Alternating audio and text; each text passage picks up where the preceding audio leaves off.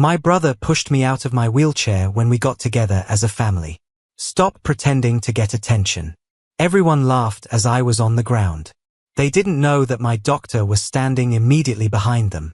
He cleared his throat and said 5 words that ended it all. First, the concrete hit my hands, then my shoulder, and finally my head. Not hard enough to pass out, but hard enough that the world slanted to the side and stayed there. The backyard was spinning like I was drunk, even though I hadn't touched the beer cooler. 50 people were staring, some were laughing, and a few were filming. My brother Tyler stood over me, chest heaving, face red with righteous anger, and 3 Bud Lights. "Stop faking for attention," he said loud enough for everyone to hear, and even the neighbors 3 houses down. "The axe is getting old, Marcus." I lay there on the sun-baked concrete of my aunt's patio was 2 feet away from my wheelchair, which was flipped on its side and one wheel was still gently spinning in the July heat. My right leg was bent at an angle that delivered sharp pain up my spine. I had learnt to breathe through this kind of discomfort during the preceding 26 months. It was so bad that it made my vision go white at the edges. The family reunion went on around me like I was a piece of lawn furniture that had fallen over. Someone turned up the volume on the country music. A kid rushed by after a wiffle ball. The scent of burgers cooking on the grill blended with the smell of cut grass and the taste of blood in my mouth from where I had bitten my tongue. Tyler told Marcus to get up, and I could hear how happy he was. The proof. Everyone is looking. It's time to stop pretending. I attempted to get myself to stand up. My arms were shaking. The concrete had made my palms sore. I could see little bits of gravel stuck in the meat of my left hand. Blood rising up around them like garnets. Tyler turned to face our gathered family members and said, "Look at him," as if he were a prosecutor. And this was the last thing he said. For 2 years, he's been using this wheelchair. Since the accident that no one saw. My mom said from somewhere in the crowd, "I was there." Her voice was shaky and unsure.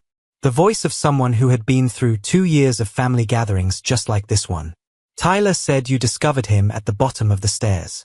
That's not the same as seeing it happen. For all we know, he did it on purpose. The people in the audience whispered. Yes. Thought. Doesn't that make sense? Jake, my 23-year-old cousin, worked at Best Buy and still lived with his parents. He slipped out of the circle of kin. Man, I've seen him walk. At the Jewel Osco on Roosevelt Road. Last month. He was in the aisle with the cereal. The whispering grew louder. People nodded their heads. Of course. I knew it. Always thought so. That was therapy for the body. I was in charge from the ground. My voice sounds smaller than I expected it to. Not as strong. I told everyone about Rush's outpatient program. Tyler interrupted. Of course it was. He kicked my chair. The aluminum frame made a sound like a bell. In the meantime, you've been getting disability checks and living in your mom's basement for free for 2 years.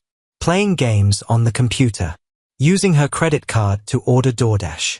Living the dream while the rest of us have to work for a living. Because you won't work, I can't work.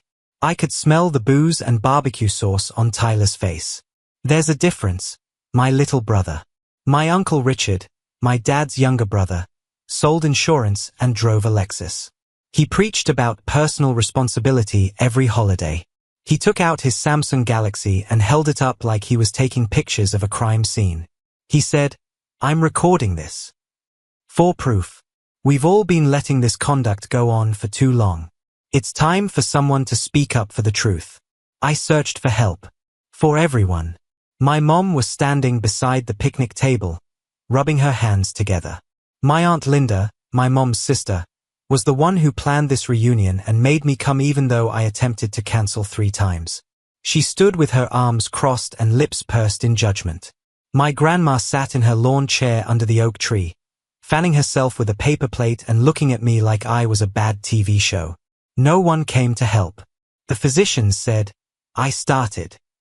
Tyler cut in and replied, maybe. He was on a roll, playing to the crowd and getting energy from their attention. You might be able to walk again. It might be permanent. Maybe, maybe, maybe. For the past 24 months, You've been eating out on maybe while your mom goes broke trying to fix you. My grandma said, loud enough for everyone to hear. He looks very comfortable in that chair. Like he's been working on it. Because I work on it for 12 hours a day. By choosing. Tyler took my wallet out of my jacket pocket, where I had fallen. Held it up as proof. Opened it. Look at this. Card for people with disabilities. $837 a month. Mom also pays for everything else. Rent, food, medical supplies, and special tools. I have bills for medical care. My throat was getting tighter. My hands were shaking, and it wasn't only because I fell. You have reasons. He flung my wallet at me. It smacked me in the chest and fell open. My driver's license was gazing at me. The picture from before. When I could stand in front of the DMV camera without help. Today is the last day of the gravy train, Marcus. Right now, right now. The crowd started clapping, really clapping, as if Tyler had just given a speech from a sports movie about how to overcome obstacles through pure willpower and never giving up. Tyler, that's enough. Mom eventually spoke up, but her voice didn't have any power behind it. It sounded like she was asking for permission, not delivering commands. No, Mom, he's bleeding you dry. His voice got softer when he talked to her. He needed physical therapy 3 times a week and special equipment to modify the van you bought him. You took out a second mortgage on a house you've lived in for 30 years. You're 62 years old and you'll be paying that off until you're 80. Mom's face turned red, and she didn't deny it. I didn't know about the second mortgage. I told her I didn't want her to. You didn't stop her either. Tyler pointed at me with his finger like it was a gun. You kept taking, kept draining her, and kept acting like the victim while everyone else gave up their lives for you. He squatted down and got right in my face. He replied softly, stand up right now. Or I'll contact the police for fraud, whether it's disability fraud, insurance fraud, or any other kind of fraud. Marcus, you'll go to jail. And to be honest, that might be better for everyone. I can't. My leg hurt more and more. The agony was so bad that I knew I had torn something, moved something, or broken something that would need thousands of dollars and weeks of extra therapy to fix. Get up. Everyone in the family started to chant. Get up. Get up. Get up. 50 voices, maybe more. The people next door had gathered to watch. The kids were using their phones to record. My Aunt Linda was clapping in time with the chant, like a cheerleader. I stayed on the ground because I couldn't do anything else. My right leg hadn't felt anything for 26 months. The rods in my spine made some movements impossible, and everything Tyler said, all the cruelty, all the accusations, and all the venom, came from a place of not knowing. Of not asking and not caring enough to know. My leg hurt with every beat of my heart. Tyler grabbed my shirt and pulled me up halfway. I'm done seeing you control everyone. You're a liar, a con artist, and that's my patient you're attacking. The people ceased chanting. All were still. Tyler's grasp on my shirt got looser, but he didn't let go. A man came out of the crowd. He was in his mid-50s, Asian, wearing khakis and a navy polo shirt, and wire-rimmed glasses. He was holding a can of Diet Coke like he had been standing there the whole time enjoying the show, which I realized he had been. He looked totally relaxed. Tyler let me go. I hit the concrete again. Who the hell are you? Tyler asked. Dr. Chen James. He drank a little bit of his Diet Coke. Marcus's orthopedic surgeon, to name just one. The crowd stopped talking totally. You could hear the burgers cooking on the grill, a dog barking 3 yards away, and country music still playing from someone's Bluetooth speaker. I'm also his physical therapist, pain management specialist, and I talk to his neurologist, doctor at Northwestern Memorial, Sarah Patel. I've been taking care of Marcus since about 47 hours after his accident 26 months ago. Aunt Linda laughed. It came out shaky. Loud. Doctor, you must be quite proud. It looks like your patient can walk perfectly fine when no one is watching. Dr. Chen grinned. It didn't get to his eyes. He answered, actually, and pulled out his iPhone. I have something that everyone should see. He raised it up. The screen showed an X-ray. This is Marcus's lower back, more specifically his L4 and L5 vertebrae. He used 2 fingers to zoom in. Look at these metal rods. 4 of them. What about these screws? 14 in all. I did that operation on his spine 14 months ago at Rush University Medical Center. It took 7 hours for the surgery. It took 6 months to get better. No one said anything. Tyler had become quite quiet. The reason Marcus can stand up during physical therapy is that we're teaching his body how to utilize a walker to get around short distances. He can now walk about 47 meters before the nerve damage makes him so uncomfortable that he needs to stop right away. That gives you around 5 minutes of movement. The injured nerves then start firing in the wrong way, which causes him to feel what we call neuropathic pain. Think of someone hitting your leg with nails while also shocking you with a cattle prod. He swiped to a different picture. This is his sciatic nerve. The right side. Look at this part here. He pointed to a spot on the screen that looked darker. Broken. The fall caused lasting nerve damage. That's why he can't feel his right leg very well. That's the ability to tell where your body is in space, and it's why he can't bear a lot of weight for long periods of time. The nerve misfires, and sometimes his leg just gives out without warning. My cousin Jake had backed away from the circle and disappeared toward the house. The orthotic brace he wears, which costs $4,000 and isn't fully covered by insurance, gives him stability but isn't a cure. There is no way to fix it. This is how he lives now. Dr. Chen's voice stayed extremely calm. In the clinic, every day hurts. Every step is a risk. Every second he spends in that wheelchair reminds him of what is lost. He looked Tyler straight in the eye. But yes, he's lying. Dr. Chen raised his phone so that everyone could see it. Then he swiped again. I recorded this video about 7 minutes ago. Since I got here to this great family gathering. He hit the play button. The speaker played Tyler's voice. Stop pretending to get attention. The noise of me hitting the concrete. The laughing. The chanting. Everything. Dr. Chen let it play for 30 seconds before stopping it. He answered quietly, I recorded everything. The attack. The insults. The audience getting involved. A disabled man being humiliated in public by his own family. He stared at Uncle Richard. Richard, you're not the only one collecting proof today. Uncle Richard's phone was still on and recording. His hand was shaking. Now. Tyler tripped and fell back, hitting the picnic table. I was just. We all thought. The proof looked. You were wrong. Dr. Chen's voice got frigid. You didn't think about it at all. You didn't ask any questions. You didn't ask for medical records. You didn't talk to his doctors. You didn't care to find out what your brother has been going through for more than 2 years. You thought he was lying because it was easier than understanding that bad things happen to decent people and there is no one to blame. He crouched down next to me with the ease of someone who had done it many times before with patience. Marcus, can you move? I nodded. Not very much. Rate how bad your pain is. 1 to 10. I whispered 8. Maybe 9. He looked at my leg with soft, expert hands. Felt along the knee and ankle. His face got darker. Possible injury to the ligaments. We'll need pictures. He gazed up at the people. Someone should get his wheelchair. Now.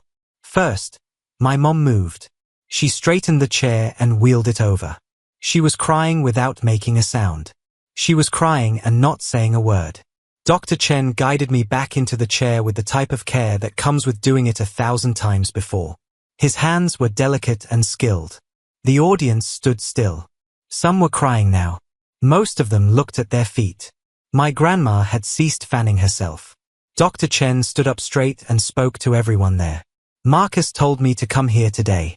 His voice could be heard all the way across the yard. He was aware that this fight was coming. He has heard the murmurs and seen the looks. His brother has been working for this for months. The posts on Facebook that questioned his disability. The things people said during Christmas. The Easter jokes about how easy it is for him to be sick. Tyler's mouth opened. There was no sound. Marcus wanted me to be here since he knew his family didn't trust him. And he was correct. Dr. Chen looked at everyone in the room. He wanted me, his doctor, The man who ripped into his back and put metal in his spine to save him from becoming paralyzed, to go to this reunion and witness and write down what happened. He took a business card out of his wallet and gave it to Tyler. This is how you can get in touch with my lawyer. Jennifer Wu is her name. She works at Kirkland & Ellis as a partner and focuses on disability rights litigation.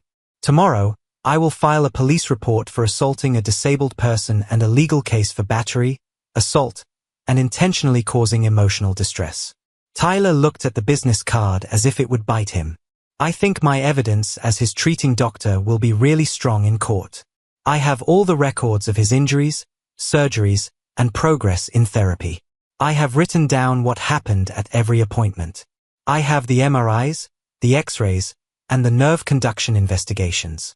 There is no doubt that Marcus is disabled based on 2 years of medical data. He looked at Uncle Richard. I also have your video. The one you made to prove something. Thanks for that. It reveals that people are working together to scare a disabled individual. Accusations of fraud that aren't based on anything. Harassment by a group. That video is currently in my file of proof. Richard's face had turned gray. Dr. Chen spoke to everyone in the crowd again. The camera caught everyone who chanted. Everyone who thought it was funny. People who took videos of this on their phones. Everyone who stood by and watched while a disabled man was beaten and humiliated by his brother. He stopped. I wonder how that will go over in court or on the news. Because this story? A veteran who is disabled? Yes, Marcus was in the National Guard for 4 years before his accident. At a family reunion, they attacked him because they assumed he was faking. Local news stations enjoy stories like that. Tyler started by saying, he's not a veteran. Army National Guard from 2016 to 2020. Discharge with honor. This might be a federal case because medical records are part of the VA system. Dr. Chen had a very sharp smile. Did you know that hurting a disabled veteran can lead to harsher punishments? I didn't know either until my lawyer told me about it last week when Marcus asked me to go to this event. No sound at all. The grill was too hot for the burgers. No one moved to turn them over. Dr. Chen gave me my wallet back. It was still on the ground. Then he went behind my wheelchair and grabbed the handles. He said, "We're leaving now. Marcus has an appointment at the ER, and I'll be writing down the injuries he got in an assault. The medical bills will be included in the civil suit. His orthotic brace is broken. That's an extra $4,000. The frame of his wheelchair is bent. $3,000 more. We'll put it all together." He began to push me toward the driveway. 50 family members stood in that same circle behind us. The same people who had yelled for me to stand up, called me a liar, and praised my brother for hitting me realized that the nephew they had just humiliated for pretending to be disabled had just recorded all of them doing it. A lot of crimes. Wait, Tyler's voice broke. Sorry, Marcus, wait. I had no idea. We had no idea. I didn't look back. Dr. Chen kept pushing. Please, Marcus. We got to the van, which was a modified Honda Odyssey with a wheelchair ramp. My mom had really taken out a second mortgage to buy it. Dr. Chen helped me get into the passenger seat quickly and easily. Then he folded up the wheelchair and put it in the back. He got behind the wheel and turned on the engine. Tyler ran up to my window and hit it. I'm sorry, Marcus. I could see my brother through the glass. We had shared a bedroom for 15 years. Who taught me how to ride a bike? Who was my best man at my wedding before we got divorced? Who had just pushed me out of my wheelchair in front of our whole extended family because he thought I was faking. I opened the window 2 inches. Do you want to know what the worst part is? I said it softly. Tyler nodded in a desperate way. I called you 3 times after I had surgery. Voicemails were left. Texted. Asked you to come to doctor's appointments so you could hear the diagnosis directly. You never said anything back. You thought I was lying without ever asking for proof. You chose to think I was a con artist instead of believing that I was hurt. I just said, no. You didn't think. That's the issue. I closed the window. Dr. Chen left the driveway. On a Sunday night, the emergency room at Northwestern Memorial was very busy. Dr. Byorkin took me through triage, talked to the attending physician, Dr. Rebecca Martinez, who he apparently knew from medical conferences, and got me into an exam room in less than 20 minutes. The x-rays showed that the lateral collateral ligament in my right knee was torn. Another surgeon is coming on Wednesday. Another 6 weeks of healing. Another setback in the long, painful process of attempting to get some of my movement back. While we waited for the orthopedic specialist to look at the scans, Dr. Chen sat with me. "What was the real reason you came today?" I asked. He didn't say anything for a while. He finally said, "Because I've been treating people with spinal injuries for 27 years. And I've seen families tear themselves apart over it. Saw them break. Saw caregivers get burned out. Saw disabled patients get left behind because it's easier to think they're faking than to accept that life is random and cruel and that sometimes there's no one to blame. So you came to help me show them they're wrong. I came to write down the truth." He changed the way his glasses fit. They can do whatever they want with that truth, but at least now they can't say they don't know. The police report was made on Monday morning. Detective Luis Gonzalez from the Northbrook Police Department, who has been on the job for 23 years, called me on Tuesday afternoon to talk about assault cases. "Mr. Thompson, I've looked over the video evidence, Dr. Chen's statement, and the medical records. This is quite evident. Your brother shoved you out of your wheelchair, which hurt you further. That's battery against a disabled person with intent to harm. Felony of the 2nd degree. What will happen now? We will issue a warrant. He will be taken into custody. It is likely that they will be arraigned within 48 hours. The state's attorney will probably seek charges even if you don't want to, given the facts and the video footage." "No, I don't." I paused. "I don't know what I want. You don't have to make a choice right now. But Mr. Thompson, families like yours don't change unless they have to. Real results. Legal repercussions." He was correct. I knew he was correct. But Tyler was still my brother. On Wednesday morning, Tyler was taken into custody. Paid bail by Wednesday afternoon. On Thursday, his lawyer, a guy from his gym who worked on personal injury claims, called me. "My customer wants to say sorry. Wants to fix this." I said, "I'm not going to press charges if you drop the charges. The state is. Speak with the state's lawyer." "That's right. But if you said it was a misunderstanding, it wasn't a misunderstanding. It was an attack. Captured via a number of cameras. 50 people saw it. It's clear what this means. He's your brother. He shoved me out of my wheelchair because he thought I was pretending to be disabled. That's not how brothers act. That's against the law." I hung up. The civil suit was filed on Friday. Jennifer Wu, the lawyer Dr. Chen had told me about, was 54 years old, went to Harvard Law School, and had been working on disability rights for 22 years. She sat across from me in her office in downtown Chicago, which had a view of the Chicago River. "We are suing Tyler for battery and intentionally causing emotional distress, but this is a bigger case." "What do you mean?" "Everyone who chanted that, including your Uncle Richard and Aunt Linda. They made things uncomfortable. They worked together to scare and bother you. That's against the law when it comes to handicap rights. You want me to sue everyone in my family? I want you to send a text." Jennifer bent over. "Marcus, I've worked on hundreds of these cases. Family members who think disabled persons are faking abuse them. It's more prevalent than you might think, and it nearly never ends well since the disabled person is alone, needs money, and is frightened of losing their support system. They don't say anything. They don't say anything." She agreed. "But you have something that most of them don't. You have medical records. You have a surgeon who is willing to speak. You have proof on video. You can make this known to the public. To change the story. I just wanted them to trust me. They trust you now." Jennifer's smile was keen. "Now we make sure they never forget it." That weekend, the tale made the news in the area. At a family gathering, a brother attacked his disabled veteran brother. The doctor wrote down everything. By Monday, the video had gone viral. Not the full thing. Dr. Chen had cut out everyone's faces except for Tyler's and mine. But that's enough. The push. The fall. What Tyler said. The chanting. It had 3 million views by Tuesday. Words from the national news by Wednesday. The chanting. It had 3 million views by Tuesday. National news had taken it up by Wednesday.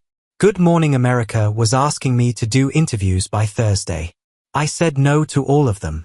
I didn't want to be well known. I wanted people to believe me. The trial for Tyler was set for 6 months from now. But his life fell apart long before that. Within a week, his employer, a construction company that was proud of its safety and disability accommodations, let him go. They indicated they were worried about liability. Can't have someone who attacks disabled people as a representative our business. He lost his girlfriend. His pals stopped phoning him. The video was always with him. Every time you have a job interview. Every profile for dating. People he met would eventually look up his name on Google and find it. Tyler Thompson. The man who pushed his brother with a disability out of a wheelchair. 3 weeks after the reunion, my mom called me. She said he was living in his car. He lost his flat.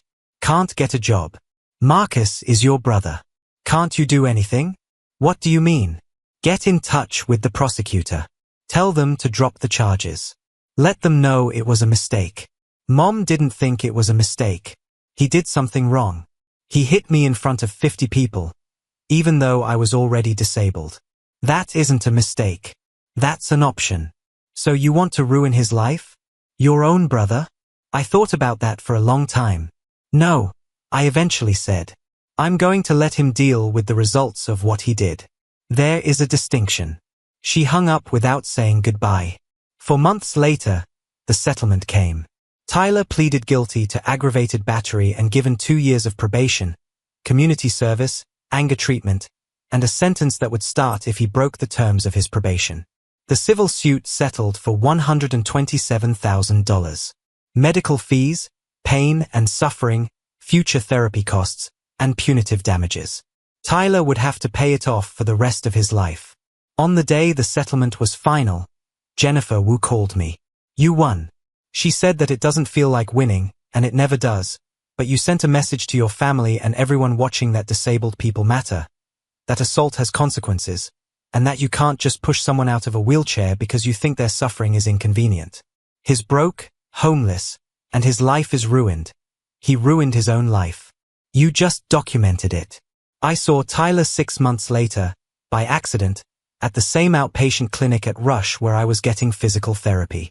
Jake, my cousin, said he saw me walking in the Jewel Osco. Tyler was there, too, waiting in the lobby. He was wearing a new shirt and looked thinner, older, and strangely different.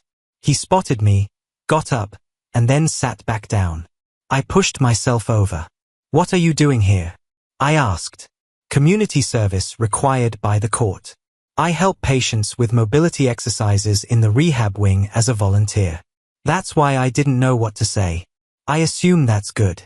Tyler added gently, I meet a lot of people like you. People who have hurt their backs, nerves, or have long-term pain. People who look fine on the outside but are fighting every day to stay alive. Finally, he looked at me. Sorry, Marcus. I'm so sorry. I didn't get it. I didn't make an effort to understand. I chose to believe you were lying because it was simpler than recognizing that you were actually hurt. I understand. You do? His voice broke. Do you believe you'll ever let me off the hook? I then accepted that you were sincerely hurt. I get it. You do? His voice broke. Do you believe you will ever forgive me? I thought about that for a long time. Pain for about 26 months. About the family get-together.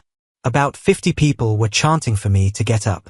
Tyler's face when Dr. Chen gave him the x-rays. About the money from the settlement that paid for my modified van, my medical bills, and my future. My brother lives in his car because he hit me. I finally answered, I don't know. Please ask me again in a year. Tyler nodded. That's fair. Tyler asked me again a year later. We went to a new place for physical therapy. One in Evanston, where I had moved to get specialized nerve stimulation treatment. Tyler had also relocated there. Was now working as a paid helper. Had a place to live. Was putting his life back together piece by piece. Will you forgive me? He asked. This time, I knew what to say. I forgive you for not getting it, for not asking questions, and for thinking I was lying without proof. I gave him a look.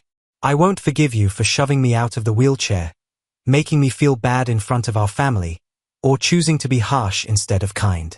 I don't know if I'll ever be able to forgive you for that. Tyler slowly nodded. That's also reasonable. But I kept going. I see you trying. I saw you helping other patients. I saw you studying. I can see that you are becoming someone who knows what I've been going through. That's important. Does it make a difference? Everything changes. You are not the same person who pushed me. I am not the same person who was pushed. We are different now. Better? Not the same. I began to spin toward the door. But maybe difference is all you need. 2 years after the reunion, I was asked to speak at a conference in Springfield about disability rights. Dr. Chen had told me to go. The people in charge wanted to hear about my experience, about family members who don't believe, about how important it is to keep records, and about how to fight back. I almost said no. Then I thought of all the people in wheelchairs right now who are dealing with families that think they're faking it and who are going through the same doubt, harshness, and loneliness. I said yes. The speech took 20 minutes. I told them all that I knew. The tumble down the stairs, the operation, the months of therapy, the family reunion, Tyler pressing me, Dr. Chen coming forward with proof, and what happened next. There was no sound in the room when I was done. After that, someone began to clap. Then everyone who could stand did, and the applause sounded like thunder in the convention center. A woman in her 30s came up to me after that. She was also in a wheelchair. She said it was multiple sclerosis. She said that her family thinks she's pretending.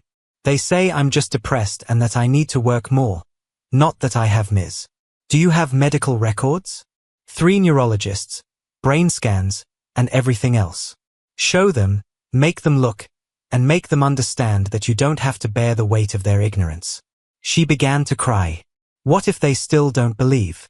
Then you write it down, I urged. And you keep yourself safe. Because you are important. Your discomfort is important. Your disability is important. And anyone who can't deal with that doesn't deserve to be with you. She gave me a hug. Held on for a long time. She said, thank you for fighting back when she pulled back. For showing us that it's possible. My mom called 3 years after the reunion. She emphasized cautiously that the family wishes to get together again. Thanks. Small, simply the immediate family. Tyler will be there. They're hoping you'll come, and so are we. Will anyone say they're sorry? No sound. That's what I thought too. Marcus, they are very sorry for what occurred. Being sorry isn't the same as feeling bad. Not the same as saying they did something. Not the same as altering. No, I said firmly, I can't just get over it. I can't just move on. I can't just pretend it didn't happen because it's uncomfortable for everyone else. They destroyed me in front of 50 people. They called me a liar, a con artist, and a burden. They chanted for me to stand up. They filmed it and laughed. And now they want me to come to Thanksgiving like nothing happened. So you're saying no? I'm saying they ought to say they're sorry. Really sorry. For particular things, not just we're sorry if we hurt you. But I'm sorry, I chanted. I'm sorry. I laughed. I apologize for calling you a liar. Sorry I shot you when you were on the ground. I apologize for not helping you. Everyone who took part in that owes me that. That's a lot to ask for. It's the least you can ask for. My voice stayed steady. I was also part of their family. They were supposed to keep me safe. They didn't help me. They hurt me. They haven't changed if they can't own up to what they did or say they're sorry. I don't want to sit at a table with folks who think my handicap can be changed. For a long time, Mom didn't say anything. I'll let them know. She eventually spoke. 3 people said they were sorry. Out of 50. Not Linda, but my Aunt Karen. Aunt Karen, but not the same one. Aunt, the one who cried in the back as the chanting was going on. She wrote a 5-page letter by hand that was very precise and specific. It explained what she hadn't done, why she hadn't done it, and what she had learnt since then. My cousin Sarah, Jake's younger sister, was 16 at the time and didn't take part. She sent me a card and a gift to the disability rights group I now work with, along with Tyler. Tyler came to my flat on a Tuesday afternoon without warning and just banged on the door. I said yes. He was standing there with a folder in his hands. He said without any introduction, "I've been working with Dr. Chen, learning about how to deal with chronic pain, spine injuries, and nerve damage. For the past 2 years, I've been a volunteer at Rush, working with patients on exercises to improve their mobility, finding out about their lives." He gave her the folder. "These are letters from 12 folks I've worked with. People like you. People I've helped. They all said it was okay for me to show you. I wanted you to know that I've changed. I get it now. That I've been striving to become someone you can forgive for 2 years." I grabbed the folder. Not opened it yet. Tyler's voice broke as he said, "I'm sorry I pushed you out of your wheelchair. I'm sorry I said you were lying. I apologize for starting that chorus. I'm sorry I chose to be cruel instead of kind. I'm sorry I didn't trust you. I'm sorry I didn't care more. I'm sorry I didn't trust you. I'm sorry I didn't ask any questions. I regret that my anger at your disabilities and how it affected Mom and our family got the better of me. I'm sorry I let that anger grow into hate. You didn't deserve that. You were in pain, and I made it worse. I'm sorry." I looked at my brother, the man who had ruined my life, and the man who had spent 2 years putting himself back together. I told them to come in.